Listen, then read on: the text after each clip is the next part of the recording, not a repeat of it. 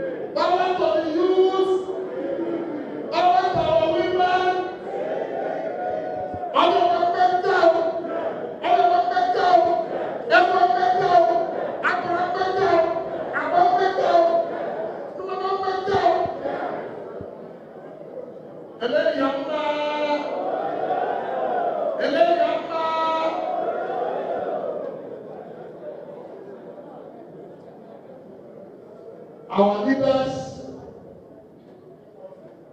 very dynamic, resourceful, and wonderful leaders of our dear party in all our local government area. I salute all of you. Let me especially thank our leader, the Minister of the Federal Capital Territory, the former governor of Rivers State, the one who leads by leading. Leadership will be church or church. Leadership na church or church.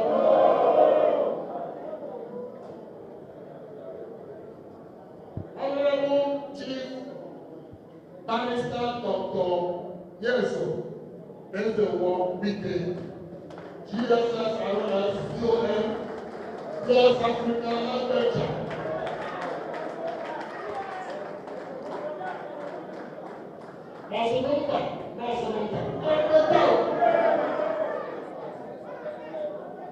Let me also thank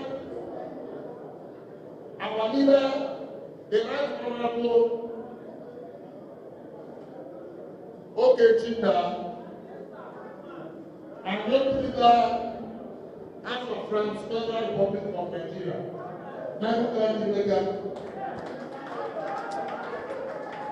Let me also salute very specially the one who personifies resilience, the one who personifies courage, the one who personifies trust and loyalty.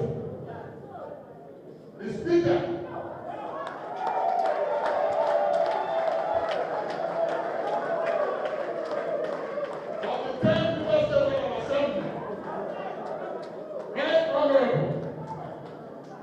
Martin Amaewhule.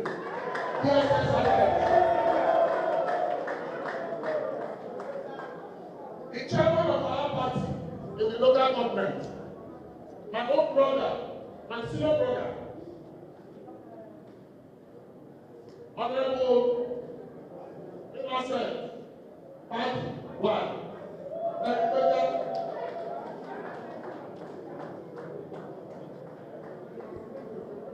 I greet our mother,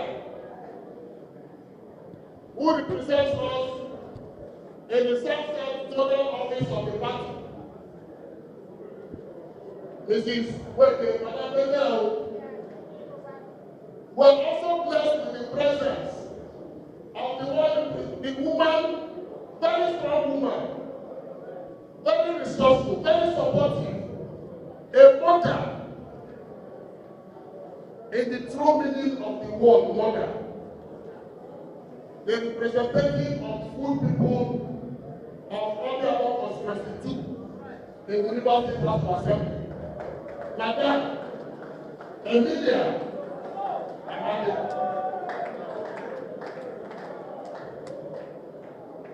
Our own very distinguished. There is no way Obio people, men and women of this great local government, will consider me fit for this office if my leader, my brother, I call him a political pathfinder of Juba and Akpor.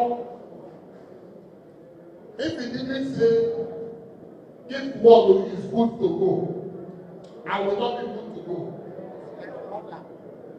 It is the confidence that he has imposed in me. It is the trust. It is that assurance that he gave that I am good to go, that gave you people the impetus to elect me and to consider me fit for this office. I want to very specially thank my elder brother, Honorable Barrister Frank Atiku Abubakar. Yes,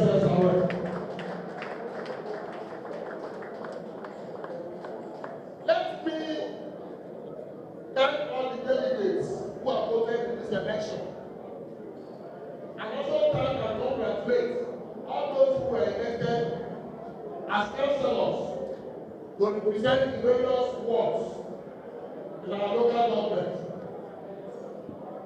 in the forthcoming election. I want to also salute all our brothers and sisters in the local government party office who have worked tirelessly to make this day possible. Ladies and gentlemen, I want to say this.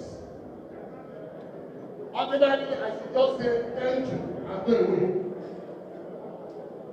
But let me say that I am full of gratitude. I am full of appreciation. What strikes me is the love that I see among us. And I want to say that that love will continue to abide in Jesus' name.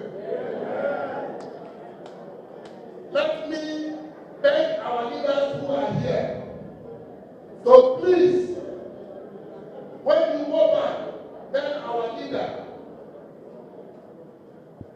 Barrister Wike, that I have begged you to thank him for me. I can't thank you. I don't know how to thank him. Now, I have been unveiled as a product to be sold to the voting public. You people, all of us, are the marketers of this beautiful product. Now, it doesn't matter how beautiful the product may be in your own eyes. You have to convince the other person to see what you see in that product. And now let me tell you the features of the product. The features of this product include humility. It includes commitment. It includes integrity. And it includes loyalty to a common purpose. When you go out there, tell the people, the voters, tell members of the other political parties that what sets your product apart is that this product has experience, this product has wisdom, this product believes in the team spirit. And I can bet you, if you say these things to them, they will vote for us and vote for us overwhelmingly. Campaigns will start next week. I want to thank us. So please, come out. Let's go and show the world the stuff that we are made of. We are PDP. We are lieutenants of Chief Minister Sowore. We are people who believe in development.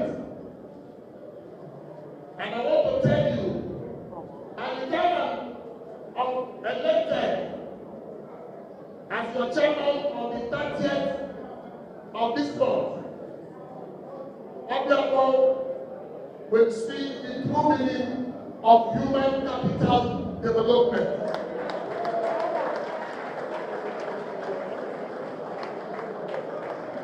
For those who may not know,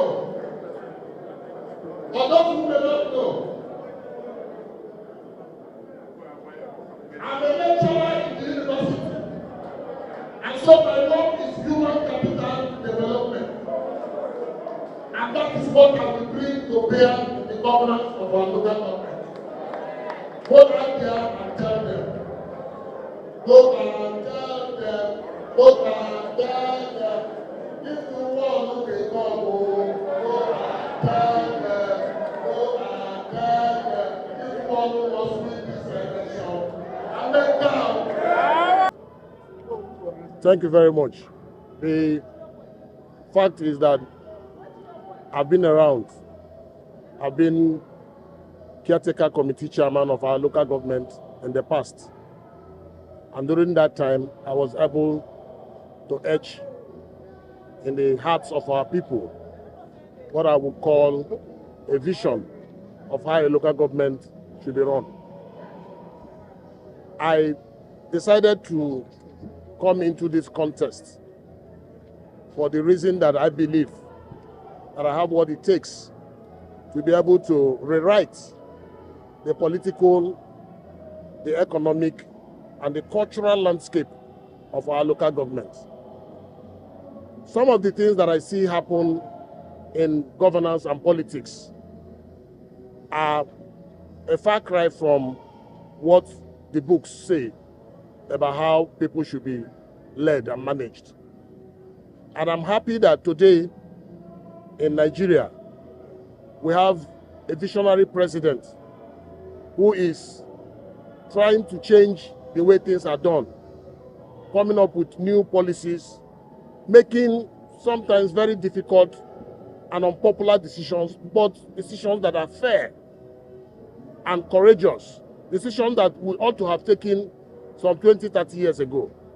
And I decided that at this time, I would like to be part of government, leaving the classroom to come and show that it is possible for things to be done differently and that we can achieve better if we work better.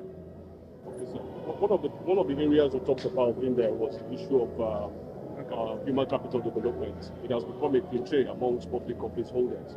How do you intend to go about it this time to ensure that you match your words in action? Okay, fine. You appreciate the fact that even our universities today,